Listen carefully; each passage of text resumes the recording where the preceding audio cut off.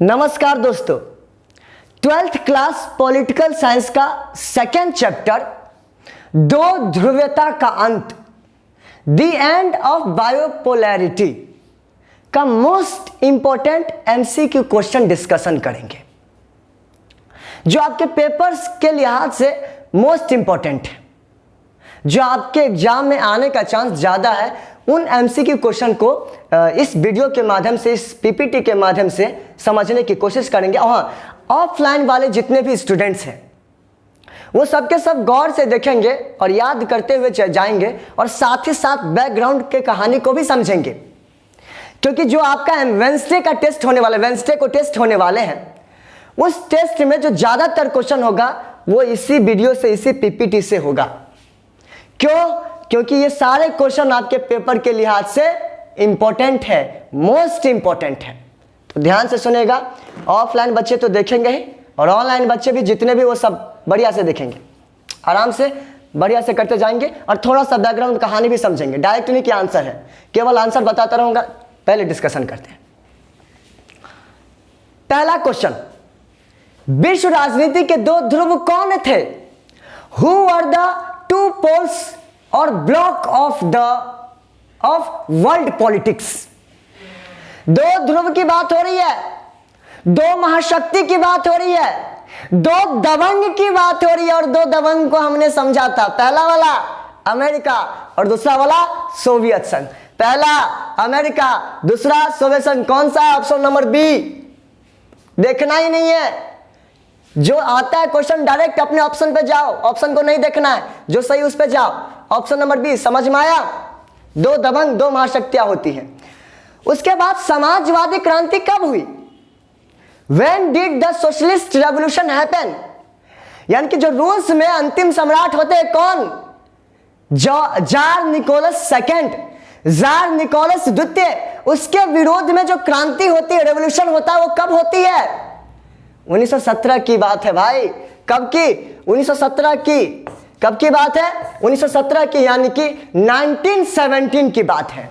1917 में रूस की क्रांति होती है, और रूस की क्रांति यानी कि समाजवादी क्रांति को क्या कहा जाता है? रूस की क्रांति भी कहा जाता है। ये बस याद रखना, रूस की क्रांति, ये क्लियर रखना, नहीं तो कंफ्यूज हो जाओगे। रशियन रेवोल्यूशन जो भी है, RR, double R, triple R नहीं रे, राजा मौली साहब का मूवी आ रहा है ट्रिपल R, तो वो मत देख, समझ आना। तो क्लियर। अगला क्वेश्चन, रूसी साम्राज्य का अंतिम सम्राट कौन थे? अभी चर्चा कर लिया हमने। Who was the last emperor of the Russian Empire? Option number A tsar Nicholas second, option number B Vladimir Lenin, option number C Mikhail Gorbachev, option number D tsar Nicholas second. तो पूरे chapter में इसका नाम तो सुना ही नहीं हमने, first वाला का। व्लादिमीर लेनिन ने क्रांति किया था सम्राट के विरुद्ध, तो ये अंतिम सम्राट कैसे हो सकते हैं? और गोर्बाचेव लास्ट राष्ट्रपति होते हैं, अंतिम राष्ट्रपति होते हैं, लास्ट प्रेसिडेंट होते हैं। किसका? यूएसएसआर का, सोवियत संघ का। लेकिन यहां पर रूसी साम्राज्य बोल रहा है, तो लास्ट में कौन बचाता है? ये क्लियर, जार निकोलस सेकेंड। कौन है? जार निकोलस सेकेंड, रूस के अंतिम सम्राट, राजा। समाजवादी क्रांति किस विचारधारा के विरोध में हुआ? Against which ideology did the socialist revolution take place? ये थोड़ा सा मुझे इंग्लिश में ट्रांसलेशन में मुझे लग रहा है गलती हुई है, तो ध्यान से रखना कि जो सोशलिस्ट आइडियोलॉजी, सोशलिस्ट रेवोल्यूशन होता है, वो किस आइडियोलॉजी के विरोध में होते हैं, अगेंस्ट में होती है। ये क्वेश्चन पूछना चाह रहा है। तो ऑप्शन नंबर ये दे रखा है, साम्यवाद, कम्युनिज्म, ऑप्शन नंबर बी पुंजीवाद, capitalism, option number C A और बी दोनों, both A and B, option number D इनमें से कोई नहीं, डी नन ऑफ दीज। और ये मुझे लग रहा है कि बहुत पहले से याद करते आ रहे हैं, समझते आ रहे हैं कि जो सोवियत संघ होता है वो किसके सपोर्ट में होता है, किसका सपोर्ट करता है, किसका समर्थन करता है? समाजवाद का, साम्यवाद का। किसका? सोशलिज्म का, कम्युनिज्म का। विरोध किसका करता है? कैपिटलिज्म का। कैपिटलिज्म का क्यों करते हैं विरोध? क्योंकि उसकी कट्टर दुश्मन अमेरिका कैपिटलिज्म को अपना रखा होता है। क्लियर? तो इसलिए उसका विरोध करता है। तो इसमें ऑप्शन कौन सा हो जाएगा? बी। कौन सा ऑप्शन? बी ऑप्शन सही होगा। कैपिटलिज्म का ये लोग विरोध करते हैं और इसी के विरोध में वो क्रांति होती है। उसके बाद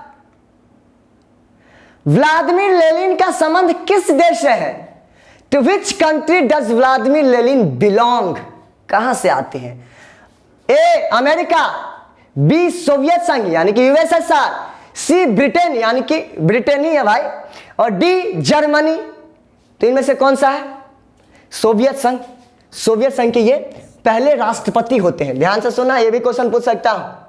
सोवियत संघ के पहले राष्ट्रपति, और ये सबको याद रहा, पहला, दूसरा, तीसरा, चौथा, पांचवा, अंतिम कौन है, सब याद करवाया था आप लोगों को और याद होगा ही बहुत अच्छे तरीके से। तो व्लादिमीर लेनिन का संबंध किस देश से था? सोवियत संघ का। कैसे?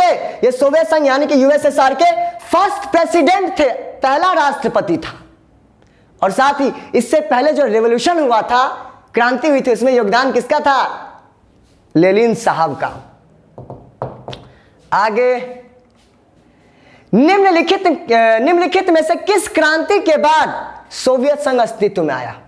USSR came into existence after which of the following revolution? किस रेवोल्यूशन के बाद, किस क्रांति के बाद सोवियत संघ अस्तित्व में आता है? तो 1917 में एक क्रांति होती है। किसमें? 1917 में, 1917 में, रशियन एम्पायर में, रूसी साम्राज्य में रशियन रेवोल्यूशन होता है। और रशियन रेवोल्यूशन के बाद जो अंतिम राजा होते हैं, कौन? जार निकोलस द्वितीय सेकंड, उसको मौत के घाट उतार दिया जाता है, हत्या करवा दी जाती है, राजा खत्म हो जाता है, रूसी साम्राज्य खत्म हो जाता है। फिर उसके बाद जो एरिया था उसका क्या होता है? तो कुछ और एरिया को मिला करके एक देश बनाया जाता है और उस देश को क्या नाम दिया जाता है? क्या नाम दिया जाता है? सोवियत संघ। तो कौन सी क्रांति होती है? समाजवादी क्रांति। कौन से? Samajwadi, socialist revolution. अभी आप कुछ बच्चे सोच रहे होंगे सर अभी तो आपने रशियन रेवोल्यूशन का बात कर रहे थे, रूसी क्रांति की बात कर रहे थे, ये समाजवादी क्रांति ऑप्शन है। समाजवादी क्रांति को ही रशियन रेवोल्यूशन और रशियन रेवोल्यूशन को ही समाजवादी क्रांति कहा जाता है। यानी कि दोनों में से हम किसी एक को कुछ भी कह सकते हैं, उसी दोनों में से रे। सोवियत संघ में कितने गणराज्य थे? How many republics were there in the USSR?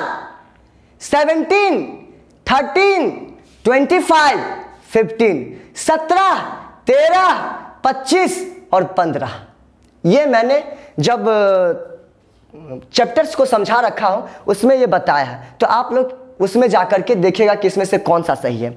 और ये मोस्ट इंपॉर्टेंट क्वेश्चन है, ये बस याद रखिएगा।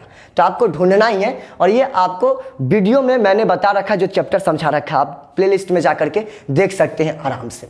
तो इसमें देखिएगा, ये होमवर्क है आपके लिए, मोस्ट इंपॉर्टेंट है, मैं बार बार बोल रहा हूं। निम्नलिखित में से किसने 1917 की क्रांति का नेतृत्व किया था?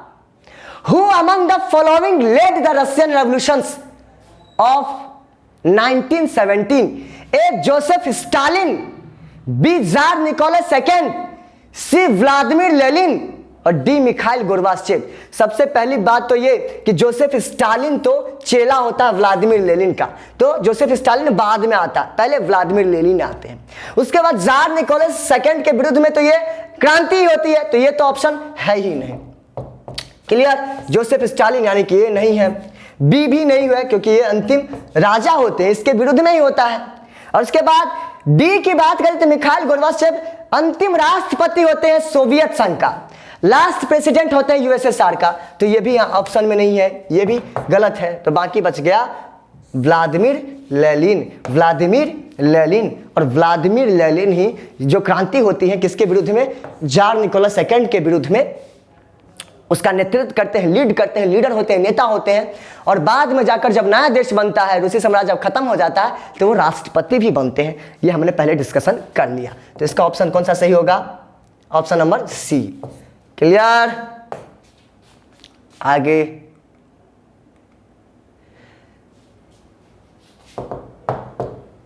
समाजवादी क्रांति कब हुई? When did the socialist revolution happen? Option number A, Samajwadi Soviet गणराज्य के निर्माण के पूर्व, यानी कि सोवियत संघ के निर्माण के पूर्व, before the formation of the USSR. Samajwadi Soviet गणराज्य के पतन के बाद, after the collapse of the USSR, प्रथम विश्व युद्ध के पूर्व यानी कि पहले before the first world war, और डी है द्वितीय विश्व युद्ध के बाद, आफ्टर वर्ल्ड वॉर सेकेंड। कब हुई थी समाजवादी क्रांति? तो सबसे पहली बात, जो सोवियत समाजवादी क्रांति कब हुई थी? तो समाजवादी सोवियत गणराज्य के निर्माण से पहले, यानी कि सोवियत संघ से पहले क्रांति हुई थी। तो ये तो बात सही है ना, पहले क्रांति हुई 1917 में, उसके बाद सोवियत संघ यानी कि ये देश बना, समाजवादी सोवियत गणराज्य बना, यूएसएसआर देश बना। तो ये सही है। उसके बाद देख लेते आगे, समाजवादी सोवियत गणराज्य के पतन के बाद, नहीं, ये कैसे होगा? फिर उसके बाद प्रथम विश्व युद्ध के पूर्व, प्रथम विश्व युद्ध यानी कि 1914 में हुआ था, तो उससे पहले नहीं, 1917 में हुआ था क्रांति। कब हुआ था? 1917 में, तो ये भी गलत है। द्वितीय विश्व युद्ध के बाद, और दूसरे सेकेंड वर्ल्ड वॉर कब होता है? 1939 से लेकर 1945 के बीच में। तो बोला कि बाद में, तो सवाल ही नहीं उठता। क्रांति कब हुई थी? 1917 में। तो कौन सा सही होगा आंसर? कौन सा? समाजवादी सोवियत गणराज्य के निर्माण से पूर्व, before the formation of the USSR. अगला क्वेश्चन, सोवियत संघ ने क्या अपनाया? What did the Soviet union adopt?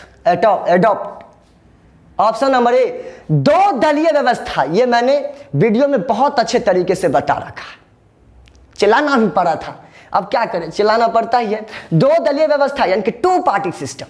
Option number B, एक दलीय व्यवस्था यानी कि 1 party system. Option number C, बहुदलीय व्यवस्था यानी कि मल्टी पार्टी सिस्टम। और ऑप्शन नंबर डी, पूंजीवादी व्यवस्था यानी कि कैपिटलिज्म सिस्टम।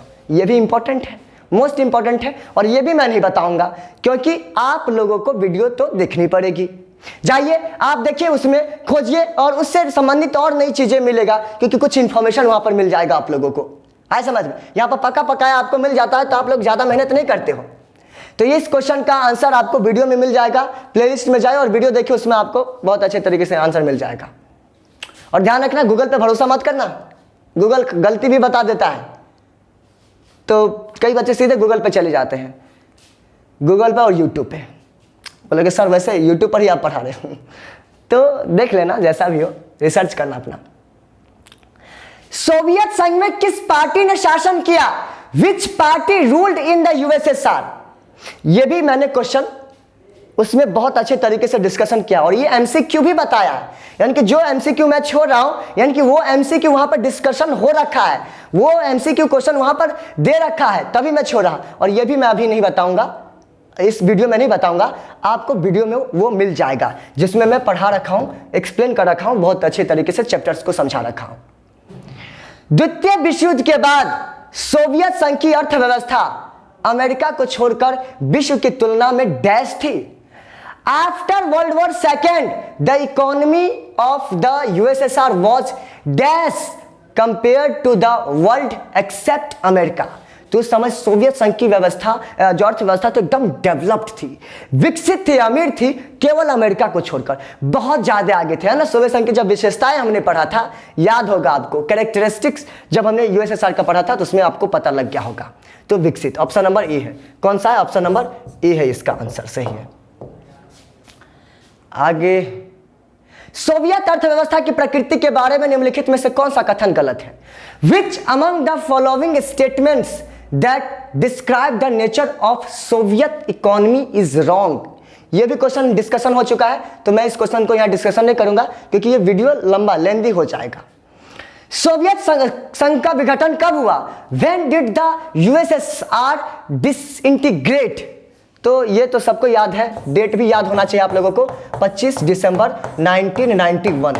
कब? 25 दिसंबर 1991, 25 दिसंबर 91। हाँ, ये याद रहे, ये एनसीईआरटी का क्वेश्चन है, तो ये मोस्ट इंपॉर्टेंट है, यानी कि एनसीईआरटी का पूछ सकता है, तो ये मोस्ट इंपॉर्टेंट क्वेश्चन है, ये याद रखेगा। तो कब होता? 25 दिसंबर 1991। ऑप्शन में क्या याद रखा है? 1991, यानी कि डी वाला ऑप्शन। आगे, लोग सोवियत सरकार की डैश नहीं कर सकते थे। The people could not dash the Soviet government. यह भी डिस्कशन हो चुका है, आप वीडियो में जाकर के देख सकते हो। सोवियत संघ ने, क्यों नहीं बता रहा, क्योंकि वीडियो लेंदी हो जाएगी, फिर आप लोग बोलोगे कि सर लेंदी हो जाता है, तो उसमें जाओ, टॉपिक भी समझ में आ जाएगा और एमसीक्यू भी आपको मिल जाएगा। सोवियत संघ ने कब अफगानिस्तान में हस्तक्षेप किया? When did the USSR intervenes in Afghanistan, यानी कि अफगानिस्तान में जाकर कब अफगानिस्तान पर कब्जा कर लेता है सोवियत संघ। तो ये बात है 1979 की, ऑप्शन नंबर सी की। 1979 में जाता है और अपनी सेना भेज देता है, अपना हथियार भेज देता है और बहुत सारा पैसा भी अफगानिस्तान पे खर्चा कर रहा होता है, ये बताए समझ में। और इसके कारण वो कमज़ोर भी पड़ जाता है सोवियत संघ, क्योंकि सारा पैसा, बहुत सारा पैसा कहाँ पे खर्चा करना पड़ता है, अफगानिस्तान पर। कहाँ पर? अफगानिस्तान पर। क्यों? क्योंकि अफगानिस्तान में अपनी सेना बैठा रखा है, अपनी हथियार रख रखा है, तो उसको भी आगे बढ़ाना है, खाना पीना, फिर तमाम तरह की चीज़ें, ये सारी चीज़ें होता है, घर वार सब देखना होता है। हाँ, तो कब की बात है? 1979 की। कब की है? 1979 की। बर्लिन किस देश की राजधानी है? Berlin is the capital of which country? Option number A Japan, B Germany, C France, D Britain. तो ये हमने फर्स्ट चैप्टर में बहुत अच्छे तरीके से जब चिथड़ा उड़ा दिया था ना जर्मनी का, याद होगा आप लोगों को, है ना। अमेरिका, ब्रिटेन, फ्रांस और जो सोवियत संघ होते हैं, वो आपस में जो बड़ी मछली को पकड़ करके 4 पार्ट में डिवाइड करते हैं, याद है ना। उसमें बर्लिन के बारे में हमने पढ़ा था। तो बर्लिन जो है, और जो धोरी राष्ट्र के जो सबसे बड़ी मछली होती है वो कौन होता है? जर्मनी। कौन? जर्मनी। तो जर्मनी की राजधानी है बर्लिन। बर्लिन किसकी राजधानी है? जर्मनी की। जर्मनी की राजधानी कौन, क्या है? बर्लिन। क्या है? बर्लिन।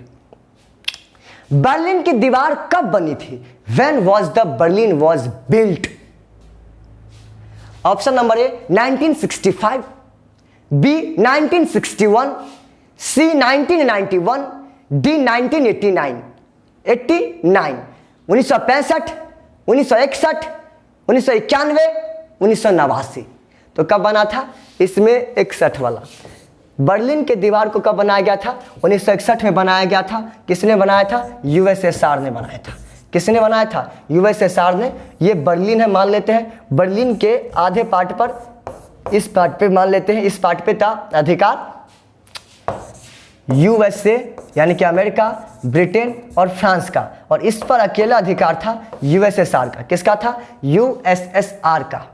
और बीच में दीवार बना देता है कौन? यूएसएसआर, ताकि ना तो यहाँ के लोग इस पार आ सके और ना यहाँ के लोग इस पार जा सके। और कब की बात है ये? 1961 की बात है। ये भी मैंने डिटेल में समझाया था। बर्लिन के दीवार को कब तोड़ी गई? When the Berlin was demolished, 1965, 1961, 1991, 1989। 1965, 1961, 1991 या 1989। तो 1961 में तो बनी थी, आज समझ में, और 89 में तोड़ी गई। कब तोड़ी गई? 1989 में। कब तोड़ी गई? 1989 में तोड़ दी गई, डेमोलाइज्ड कर दिया गया था। बर्लिन के दीवार को कितने साल बाद तोड़ी गई? Option number, after how many years was the Berlin wall broken? ये क्वेश्चन आता है, ध्यान से रखिएगा, मोस्ट इंपॉर्टेंट क्वेश्चन नहीं है आपके लिए। इसमें जितने भी क्वेश्चन मैंने डिस्कशन किया वो मोस्ट इंपॉर्टेंट ही है, जो पूछा जाता है बार बार। तो ऑप्शन नंबर ए 25 यानी कि 25, ऑप्शन नंबर बी 38 यानी कि 38, ऑप्शन नंबर सी 28 यानी कि 28, ऑप्शन नंबर डी यानी कि 35 यानी कि 35। तो आप दोनों, यानी कि बनी कब थी ये भी पता लग गया, और तोड़ी कब गई थी ये भी पता लग गया आपको। तो दोनों के बीच में जो भी डिफरेंस है आप यहाँ पर कमेंट करके बताएंगे कि कौन सा ऑप्शन सही है। और अगर आपको थोड़ा सा विश्वास नहीं होता है या लगता है कि आप अपने आप पे विश्वास नहीं हो रहा है, तो आप वीडियो में जाकर के देख सकते हो। जब विघटन के प्रोसेस होता है, सोवियत संघ के विघटन की प्रक्रिया होता है, उस पॉइंट में ऐड कर रखा है हमने।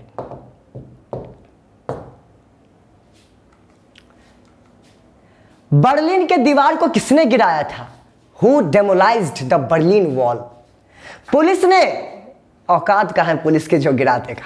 आम जनता ने। बहुत पावरफुल है ये लोग। सरकार ने पावरफुल है लेकिन जनता से ज्यादा नहीं, निम्न में से कोई नहीं। तो सॉरी। सबसे पहली बात तो ये मारकर गिर गया था यार, कुछ नहीं। आप लोग बोलेंगे क्यों सॉरी बोले? तो सबसे पहली बात तो पुलिस तो गिराया ही नहीं था, इसका तो ऑप्शन ही नहीं है। सरकार की बात मानता है, आम जनता गिरा सकते हैं। सरकार ने तो बना ही, तो गिराएगा क्यों? निम्न में से कोई नहीं, ये वाला है, बी वाला ऑप्शन सही है। वहाँ की जनता ने, यानी कि जो ये मैंने बताया था ना, तो ये पूर्वी बर्लिन के जनता ने इस दीवार को तोड़ दिया था।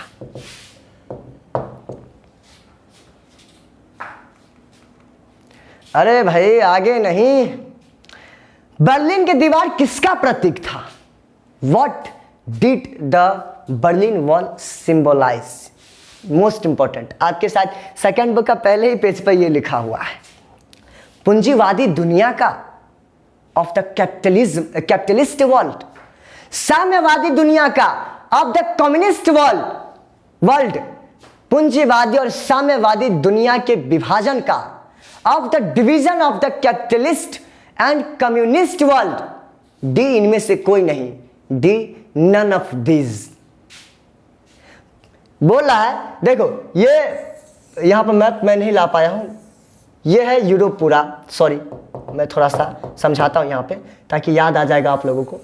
ये है यूरोप, क्या है? यूरोप है। यहां पर है जर्मनी, समझ लो क्या है? जर्मनी। और यहां पर है राजधानी किसकी? जर्मनी की, बर्लिन। और इसके बीचों बीच दीवार बना दिया था। इस वाले पार्ट पर, पश्चिमी बर्लिन पर किसका कब्जा था? अमेरिका, ब्रिटेन और फ्रांस का। और इस वाले पार्ट पर, पूर्वी बर्लिन पर किसका कब्जा था? यूएसएसआर का। किसका? यूएसएसआर का। तो इस यहां से लेकर के इधर वाले पार्ट जितने भी होते हैं, इस वाले पार्ट पर, इसको कहा जाता है पूर्वी यूरोप। ये पूरा यूरोप है तो ये किस पार्ट में आएगा? पूर्वी यूरोप। ये बताइए समझ में। और उसके बाद यहां से लेकर के यहां तक, इस वाले पार्ट में किसका कब्जा था, यानी किसका प्रभाव था? अमेरिका का। किसका प्रभाव था? अमेरिका का। किसका प्रभाव था? अमेरिका का। ये बात समझ में आई? तो इस वाले पार्ट पर यूएसएसआर और इस वाले पार्ट पर यूएसए। क्लियर? ये यूएसएसआर, ये है यूएसए। और यूएसएसआर किसको बढ़ावा दे रही थी? साम्यवाद। किसको? साम्यवाद, यानी कि कम्युनिज्म को। किसको? कम्युनिज्म। किसको? कम्युनिज्म। कहां गया भाई? कम्युनिस्ट। क्लियर? और ये किसको बढ़ावा दे रही थी? किसको अपनाया था? पूंजीवाद को अपनाया था। किसको? पूंजीवाद को। तो देखो, तो बीच में क्या आ रहा है? बर्लिन की दीवार। तो बर्लिन की दीवार क्या बन गया? विभाजन का प्रतीक। विभाजन का प्रतीक है, लेकिन किसका? पूंजीवादी दुनिया का, साम्यवादी दुनिया का। पूंजीवादी कैपिटलिस्ट वर्ल्ड का और कम्युनिस्ट वर्ल्ड का। क्लियर? समझ में आया? बहुत अच्छे तरीके से समझ में आ गया होगा। तो कौन सा ऑप्शन नंबर सही है? सी, मोस्ट इंपॉर्टेंट है, ध्यान रखिएगा। रूस के पहले राष्ट्रपति कौन चुने गए? Who was elected the first president of Russia? Option number A Vladimir Lenin, B Mikhail Gorbachev, C Nikita Khrushchev, D Boris Yeltsin. कौन सा है रूस के पहले राष्ट्रपति? तो ये ध्यान रखना कि यूएसएसआर एक देश था और रूस भी एक देश है। क्लियर? यूएसएसआर अलग देश हुआ करता था, रूस आज एक अलग देश है। तो रूस का यूएसएसआर के साथ संबंध तो है, लेकिन अभी अगर देखेंगे तो नहीं है। आए समझ में? यूएसएसआर एक अलग देश था, रशिया एक अलग देश है। तो जो व्लादिमीर लेनिन थे, ये यूएसएसआर के पहले राष्ट्रपति थे। मिखाइल गोर्बाचेव यूएसएसआर के लास्ट प्रेसिडेंट थे। निकिता क्रुश्चेव यूएसएसआर के राष्ट्रपति प्रेसिडेंट होते हैं कब? 1962 में, जब क्यूबा मिसाइल संकट होती है। और बाकी बात रह जाती बोरिस येल्त्सिन की, याद नहीं है, भड़काता ये, हरामी था ये। क्लियर? तो बोरिस येल्त्सिन इसका सही आंसर होगा। रूस के पहले राष्ट्रपति बोरिस येल्त्सिन। कौन थे? Boris Yeltsin. उसके बाद सोवियत संघ के तख्ता पलट में किसने महत्वपूर्ण भूमिका निभाई? Who played a key role in the coup of the USSR? पहला व्लादिमीर लेनिन। भाई तख्ता पलट क्यों? ये तो पहला राष्ट्रपति ही था। मिखाइल गोर्बाचेव ये लास्ट राष्ट्रपति था, प्रेसिडेंट था। ये खुद प्रेसिडेंट थे, तो ये खुद थोड़ी ना चाहेंगे कि मेरे जगह पर कोई दूसरा बंदा आ जाए। तो ये तो नहीं चाहते होंगे। निकिता क्रुश्चेव, ये तो 1962 की बात है, ये तो चले जाते हैं। बाकी आते हैं बोरिस येल्त्सिन। कौन? Boris Yeltsin. कौन थे? Boris Yeltsin. किसको भड़काते? बोरिस येल्त्सिन ही तख्ता पलट करता है सोवियत संघ का। किसका? तख्ता पलट। और उसके बाद सोवियत संघ से टूट करके क्या बनता है? रूस देश बनता है। आए समझ में? और रूस जब बन जाता है सोवियत संघ से टूट करके, बिखर करके, फिर इसके राष्ट्रपति कौन बनते हैं? ये सॉरी ये बन जाते हैं ना, बोरिस येल्सिन बनते हैं। क्लियर? यह यानी कि सोवियत संघ पहले देश था, सोवियत संघ को तोड़ने में सबसे ज्यादा भूमिका किसका होता है? बोरिस येल्सिन का। जब तोड़ देते सोवियत संघ को तो एक देश निकलता है, कौन सा? रूस, और उसके राष्ट्रपति कौन बनते हैं? बोरिस येल्सिन खुद बन जाता है।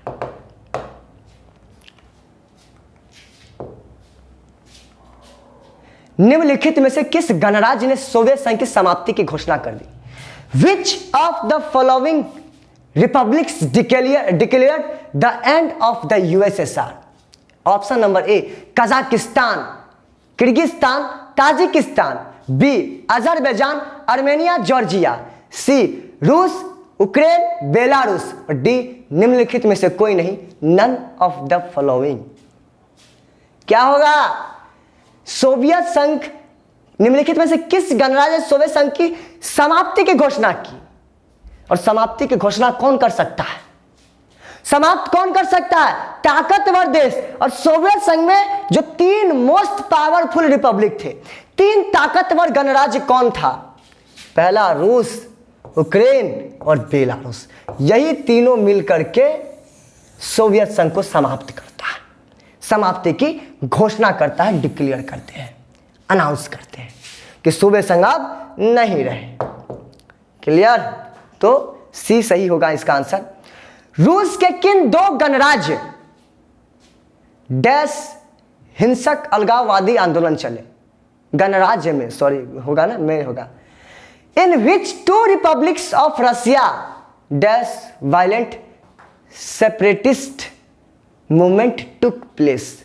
तो ये मैंने नहीं बताया था, फिर भी ये क्वेश्चन आता है। तो इसमें है आपका चेचनिया और दागिस्तान। चेचनिया और दागिस्तान, यानी कि जब रूस भी आज़ाद हो जाता है, अलग देश बन जाता है ना सोवियत संघ से टूट करके, तो यहाँ पर चेचनिया और दागिस्तान में बहुत समय तक गृह युद्ध यानी कि सिविल वॉर चलता है, हिंसक आंदोलन चलता है। चेचनिया और दागिस्तान, बोलो चेचनिया और दागिस्तान। कौन सा? चेचनिया और दागिस्तान, बोलो चेचनिया और दागिस्तान, चेचनिया और दागिस्तान। रूस के किस गणराज्य में, रूस के किस गणराज्य में हिंसक आंदोलन चलता है, वायलेंट मूवमेंट चलता है? तो चेचनिया और दागिस्तान में। दागिस्तान याद रखोगे, दागिस्तान, दाग लगा हुआ है जिसपे, दागिस्तान। आगे, सोवियत संघ के अंतिम राष्ट्रपति कौन थे? Who was the last president of the USSR? तो जोसेफ स्टालिन यूएसएसआर के थे, लेकिन सेकेंड नंबर पे। जार निकोलस, ये राष्ट्रपति थोड़ी थे, ये राजा थे रूसी एम्पायर का। व्लादिमीर लेनिन, ये पहले वाले थे, फर्स्ट वाला। मिखाइल गोर्बाचेव, ये थे लास्ट वाला अपना, बार बार इनकी चर्चा भी हो रही है। तो लास्ट प्रेसिडेंट सोवियत संघ के अंतिम राष्ट्रपति कौन थे? सोवियत संघ के अंतिम राष्ट्रपति कौन थे? मिखाइल गोर्बाचेव, बोलो मिखाइल गोर्बाचेव। कौन थे? मिखाइल गोर्बाचेव थे। कौन थे? मिखाइल गोर्बाचेव थे। आगे, गोर्बाचेव ने कौन सी नीति अपनाई थी? विच policy was adopted by Gorbachev? और ये मुझे लगता है कि ऑफलाइन के सभी स्टूडेंट्स को याद होगा बहुत अच्छे तरीके से, है ना। बढ़िया से याद करवाया था, बढ़िया से समझाया भी था इनके बारे में, पूरी बैकग्राउंड कहानी भी बताया था। तो कौन सी 2 नीति अपनाई थी? पहला ग्लासनोस्ट, दूसरा पेरेस्ट्राइका। इसमें ऑप्शन की कोई बात ही नहीं है, सीधा लगा के आना। पहला ग्लासनोस्ट, दूसरा पेरेस्ट्राइका। तो ऑप्शन नंबर सी सही होगा। कौन सा? सी, क्योंकि ए और बी दोनों था, ए और बी दोनों है, बोथ ए एंड बी। आज समझ में, ग्लासनोस्ट और पेरेस्ट्राइका, इसमें सोचने की बात नहीं थी, ये पूरा याद करवाया था बहुत अच्छे तरीके से, और हमारे बच्चों को याद भी होगा। निम्नलिखित में से किस पर सोवियत संघ के विघटन का आरोप लगाया जाता है? Who among the following is blamed for the disintegration of the USSR? पहला जोसेफ स्टालिन, ये तो चले गए थे। जार निकोलस द्वितीय, अरे भाई चर्चा क्यों कर रहे हैं इनकी बार बार, क्यों ऑप्शन में आ रहा है? ये राजा होते हैं ये। व्लादिमीर लेनिन पहले राष्ट्रपति होते हैं भाई, तो ये विघटन कैसे, तोड़ कैसे सकते हैं? मिखाइल गोर्बाचेव, कौन? लास्ट प्रेसिडेंट जो होते हैं ना, मिखाइल गोर्बाचेव। इसको इस पे आरोप लगता है कि इन्हीं के कारण सोवियत संघ का विघटन होता है, सोवियत संघ टूट जाते हैं, यूएसएसआर का डिसइंटीग्रेशन होता है। बोला कि कैसे मान ले? अरे वही 2 नीति, स्वाद चखाया था, ये सब कुछ बहुत उसमें समझाया हूं, जाकर देख लेना, स्वाद चख लिया था ये। गोर्बाचेव ने सोवियत संघ के राष्ट्रपति पद से कब इस्तीफा दिया? Most important question. When did Gorbachev resign as the president of the USSR?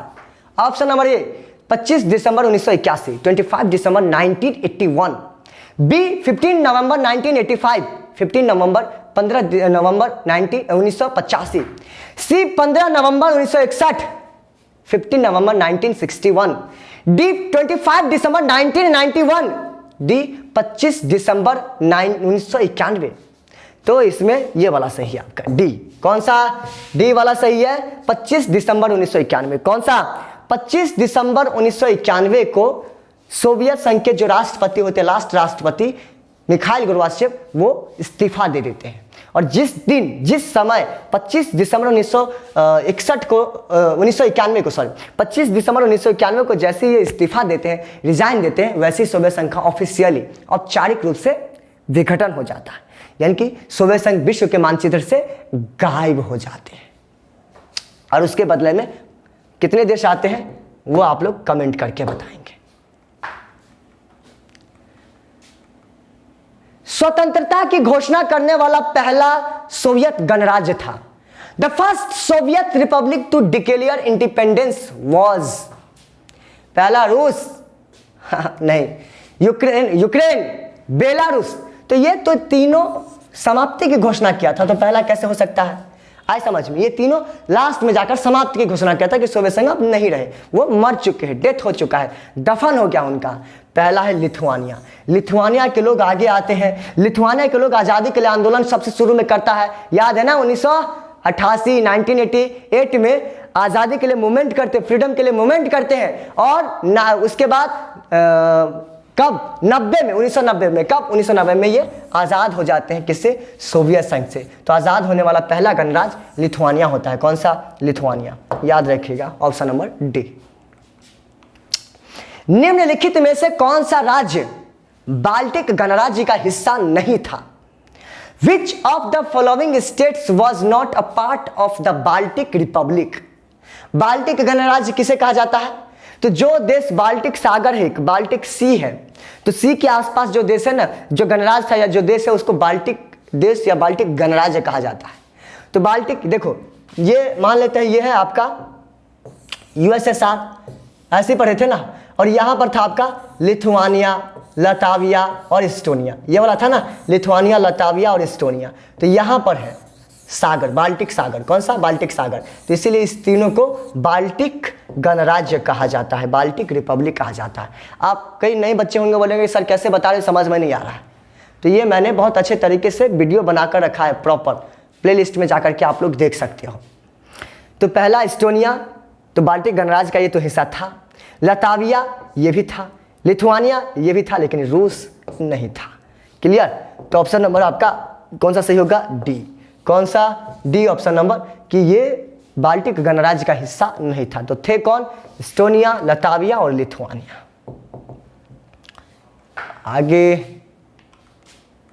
Time कितना हो गया यार, मुझे पता नहीं चल रहा। अब देखना कि वीडियो लंबा बोले तो ये मत बोलना कि क्योंकि थोड़ा सा बैकग्राउंड भी कहानी समझा रहा हूँ, ताकि जो आप भूल चुके हैं याद आ जाए, झलक मिल जाए आप लोगों को, झलक दिखला जाए एक बार। चलो, निम्नलिखित में से सोवियत संघ का उत्तराधिकारी है।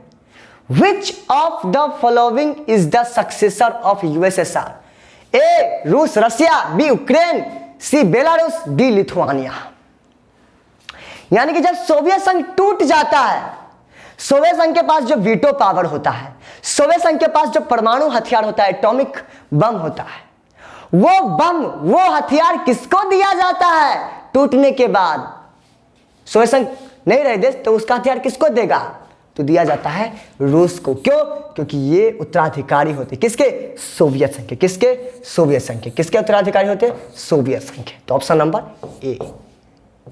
ये याद रखेगा, ये भी क्वेश्चन बार बार पूछा जाता है कि जब सोवियत संघ टूट गया तो निम्नलिखित में से किस देश को वीटो पावर दिया गया था? रसिया को। किसको? रसिया को। उत्तराधिकारी रसिया है। कौन है? रसिया है। उसके बाद परमाणु हथियार किसको दिया गया था? तो रसिया को। क्लियर? निम्नलिखित में से कौन सा सोवियत संघ के विघटन का परिणाम नहीं है? Which of the following is not a consequences of the disintegration of the USSR? यह क्वेश्चन आपका एनसीईआरटी का है, तो इंपॉर्टेंट है। पहला ये है कि जब सोवियत संघ टूट जाता है तो उसका हमने परिणाम भी पढ़ा था, कॉन्सिक्वेंसेस भी पढ़े थे कि शीत युद्ध की समाप्ति हो जाता है, दो दुनिया का अंत हो जाता है, ये सारे वगैरह पढ़ा था ना, तो जाकर के देखेगा। इसमें देख लेते ऑप्शन पहले, स्वतंत्र राज्यों के राष्ट्रकुल CIS का जन्म, birth of the Commonwealth of independent state, सही है, इसका जन्म होता है, तो ये तो है। उसके बाद विश्व व्यवस्था की शक्ति के संतुलन में बदलाव होता है। हाँ, दो दबंग होता है ना, विश्व के शक्ति में जो पावर होता है, दो देश होते, कितने देश होते, दो देश, कितने दबंग होते, दो, अमेरिका और सोवियत संघ। कितने महाशक्ति होते हैं, अमेरिका और सोवियत संघ, दो होते हैं, तो दो में से एक टूट जाती है, खत्म हो जाता है, कौन सा, सोवियत संघ। तो शक्ति में बदलाव हुआ या नहीं हुआ, बदलाव हो गया, वर्चस्व हो गया, किसका, अमेरिका का, तो ये बदलाव होता है, सही है। मध्य पूर्व में संकट, यानी कि इनमें से कोई नहीं, तो ये ऑप्शन नंबर सी, कौन सा है, सी है। Crisis in the middle east, ये इसका परिणाम नहीं, किसका, सोवियत संघ का, क्योंकि मध्य पूर्व में संकट पहले ही आता है, उसके बाद सोवियत संघ का विघटन आता है और तब परिणाम आएगा ना। सोवियत संघ के विघटन के बाद उसकी वीटो शक्ति किसे दी गई, who was given veto power after the disintegration of the USSR, अभी हमने चर्चा किया था, रूस को, किसको, रूस को दिया गया, किसको, रूस को दिया गया था। अरे भाई आगे नहीं, एक क्वेश्चन है, सोवियत संघ के विघटन का क्या परिणाम हुआ, what were the consequences of the dissolution of the USSR। Option number A, दूसरी दुनिया का अंत, end of second world. Option number B, प्रथम दुनिया का अंत, end of first world. Option number C, शीत युद्ध का आरंभ, स्टार्ट ऑफ कोल्ड वॉर। और ऑप्शन नंबर डी, संयुक्त राष्ट्र संघ की स्थापना, यानी कि D, establishment of the UN।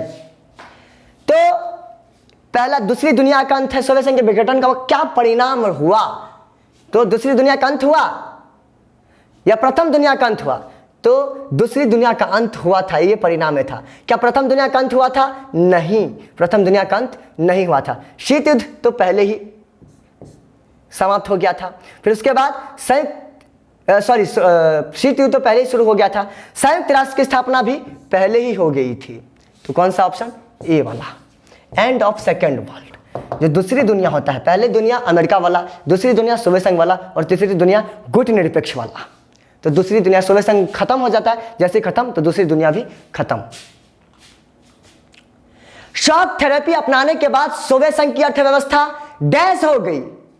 After adopting shock therapy, the economy of the USSR became dash, तहस नहस, कोई असर नहीं पड़ा, मजबूत हुआ या उपरोक्त सभी। अबे भाई तहस नहस हो गया, ऑप्शन नंबर ये है, क्या हो गया, तहस नहस हो गया। शॉक थेरेपी का मॉडल किस पर लागू किया गया, the model of shock therapy was applied to, किस पर, ऑप्शन नंबर ए क्या, पूंजीवादी देशों पर, यानी कि on capitalist countries. Option number B, साम्यवादी देशों पर, on communist countries. Option number C है ए और बी दोनों, यानी कि बोथ ए एंड बी। और ऑप्शन नंबर डी है इनमें से कोई नहीं, यानी कि नन ऑफ दिस। तो शॉक थेरेपी क्या था, साम्यवादी देशों पर पूंजीवादी थोपना, आए समझ में, कम्युनिस्ट कंट्रीज पर कैपिटलिस्ट आइडियोलॉजी को थोपना ही शॉक थेरेपी कहलाया। तो ये किस पर लागू किया गया था, साम्यवादी देशों पर, बी वाला सही है। कौन सा है, बी वाला सही, यानी कि ऑन कम्युनिस्ट कंट्रीज, किस पर, ऑन कम्युनिस्ट कंट्रीज, सही आंसर है। उसके बाद रूस की मुद्रा का नाम क्या है, what is the name of the currency of the Russia. A रुपया, ये तो इंडिया का है, B dinar, C rouble, D dollar. A rupee, B dinar, C rouble और डी डॉलर। तो रूबल कौन सा है, सी वाला ऑप्शन सही है। कौन सा है, सी है रूबल। कौन सा है, रूबल। कौन सा, रूबल। काल क्रमानुसार सजाइए, arrange in the chronological order, कि सबसे पहले कौन हुआ, उसके बाद कौन हुआ, उसके बाद कौन हुआ, तो ऐसे। तो डेट याद करो। अफगान संकट कब आया था, 1979 से शुरू हुआ था और 1980 के आसपास, 1990 तक चला था ये लगभग।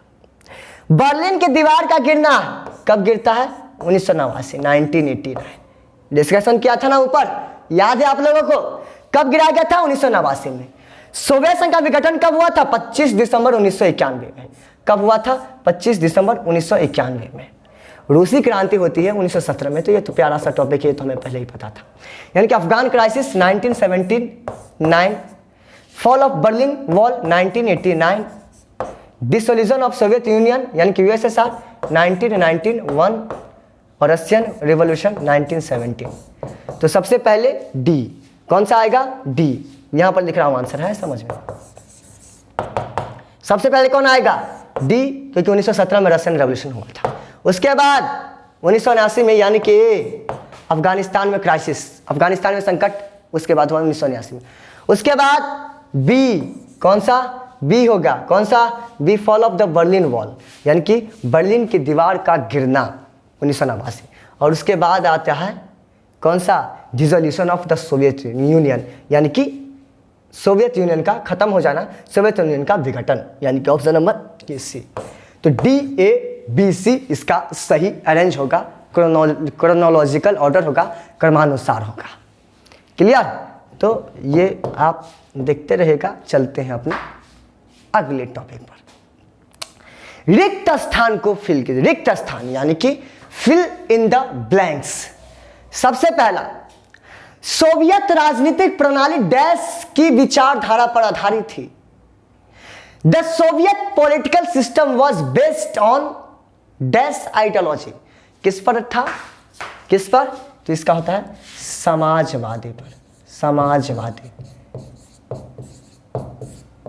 क्लियर? यानी कि समाजवादी का मतलब क्या होता है? सोशलिस्ट। सोशलिस्ट। उसके बाद बी, सोवियत संघ द्वारा बनाया गया सैन्य संगठन डैश था। Dash was the military alliance started by USSR. कौन था? नाटो बनाया था। किसने? नाटो सीटो सेंटो। किसने? अमेरिका ने। नाटो सीटो सेंटो अमेरिका ने। और सोवियत संघ ने क्या बनाया था? वारसा। क्या बनाया था? वारसा। क्या बनाया था? क्या बनाया था? वारसा। और वारसा किसकी राजधानी? पोलैंड की। डैश पार्टी का सोवियत राजनीतिक व्यवस्था पर दबदबा था। Dash party dominated the Soviet unions political system. कौन था इस पे? कम्युनिस्ट पार्टी का। किस पर? Communist party. Communist party. Clear? Communist party है, याद रखेगा। ये वैसे ही लिख रहा हूं, राइटिंग थोड़ा सा अजीब लग रहा होगा आप लोगों को। डैश ने 1985 में सोवियत संघ में सुधारों की शुरुआत किया। Dash initiated the reforms in the USSR in 1985। ये आपका एनसीईआरटी का फिलअप्स है, तो ये आ सकता है, इंपॉर्टेंट है आपके लिए। तो किसने सुधार किया था 1985 में? अरे भाई, मिखाइल गोर्बाचेव। याद नहीं है? किसने? गोर्बाचेव ने। किसने? गोर्बाचेव ने। आए समझ में? गोर्बाचेव याद रखना, गोर्बाचेव। क्लियर? लास्ट, डैश का गिरना शीत युद्ध के अंत का प्रतीक था। The fall of the dash symbolised the end of the cold war. किसका गिरना शीत युद्ध का प्रतीक था? वही बर्लिन का दीवार, याद है? बर्लिन की दीवार का गिरना शीत युद्ध का। जैसे गिरता है तो कैपिटलिज्म जो दुनिया होता है और कम्युनिज्म जो दुनिया होता है, वो दोनों एक हो जाता है, कंपटीशन खत्म हो जाता है। क्लियर? यानी कि the fall of the Berlin wall. कौन सा? Berlin wall. ठीक है, बर्लिन वॉल होता है। क्लियर हुआ? तो ध्यान में रखेगा। सोवियत संघ की राजनीतिक प्रणाली कैसा था? सोवियत संघ की सोशलिस्ट यानी कि समाजवादी। सोवियत संघ द्वारा बनाए गए सैन्य संगठन वारसा। कौन था? वारसा पार्टी, कम्युनिस्ट पार्टी। और उसके बाद 1985 में सोवियत संघ में सुधारों की शुरुआत होती है, गोर्बाचेव करते हैं, और बर्लिन की दीवार इसका सही आंसर है। ये देख लीजिएगा आप लोग। निम्नलिखित में से किसने कश्मीर मामले पर संयुक्त राष्ट्र में भारत का समर्थन किया? Who among the following supported India in the UN on Kashmir issue, वो हरदम जो सपोर्ट किया है वो है सोवियत संघ अपना, यही सपोर्ट किया है, बाकी कभी कोई सपोर्ट करता था नहीं करता था, इस मामले पर खासकर कोई नहीं करता था, केवल सोवियत संघ आगे आता था। और इसलिए अभी कश्मीर बचा भी हुआ है, नहीं तो वीटो पावर का इस्तेमाल कर देता तब तो गया था कश्मीर, लेकिन किसके वजह से, सोवियत संघ से कारण बचा हुआ था। CIS का विस्तार रूप लिखो, क्या लिखो, CIS का, ये मोस्ट इंपॉर्टेंट क्वेश्चन है। CIS का विस्तार रूप, right the full form of CIS, याद रखना CIS हिंदी में बोलेंगे क्या लिखेंगे, तो CIS को लो, ये पेपर में देंगे C I और S।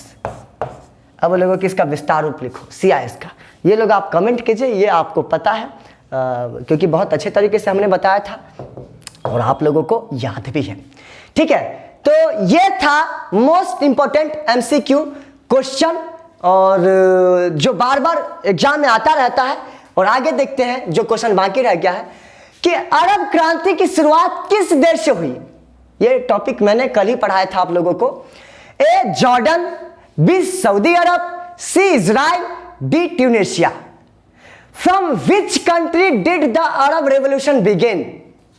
A Jordan, B Saudi Arabia, C Israel या D ट्यूनेशिया। तो कौन सा इसमें, ट्यूनेशिया वाला का, कौन सा, D वाला, ट्यूनेशिया वाला सही, इससे हुआ था शुरू। अरब क्रांति किस मुद्दे के खिलाफ शुरू हुई थी? Against which issue was the Arab Revolution started?